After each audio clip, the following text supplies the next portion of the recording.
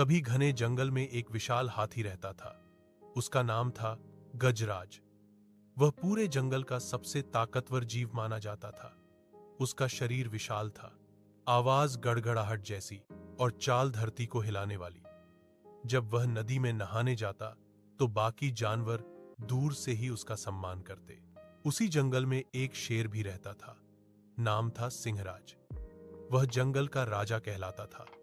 उसकी दहाड़ सुनते ही सारे जानवर अपने बिलों और घोंसलों में छिप जाते।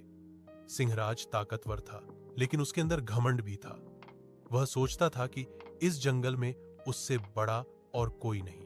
एक दिन सिंहराज ने देखा कि सभी जानवर गजराज को महाबलवान कहकर पुकार रहे हैं।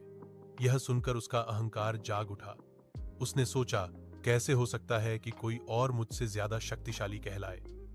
अगर गजराज को सब इतना सम्मान देते हैं तो मैं क्या सिर्फ नाम का राजा रह गया हूं। उसने तय किया कि वह हाथी से मुकाबला करेगा और सबको दिखाएगा कि असली राजा कौन है।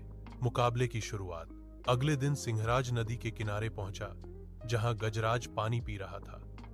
शेर ने जोर से दहाड़ते हुए कहा, गजराज, मैंने सुना है कि तू जंगल का सबसे ताकतवर जीव है। क्या तू मुझसे लड़ने की हिम्मत रखता है? गजराज ने शांत स्वर में कहा, सिंहराज, मैं लड़ाई झगड़ा पसंद नहीं करता।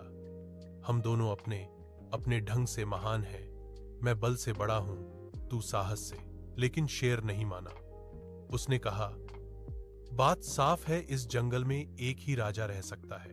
गजराज ने कुछ पल सोचा और कहा, ठीक है, अगर तू ऐसा चाहता है तो हम एक परीक्षा करेंगे। इससे तय हो जाएगा कि असली राजा कौन है। पहली परीक्षा, बल की। गजराज ने एक विशाल पेड़ दिखाया और कहा, जो इस पेड़ को सबसे दूर फेंके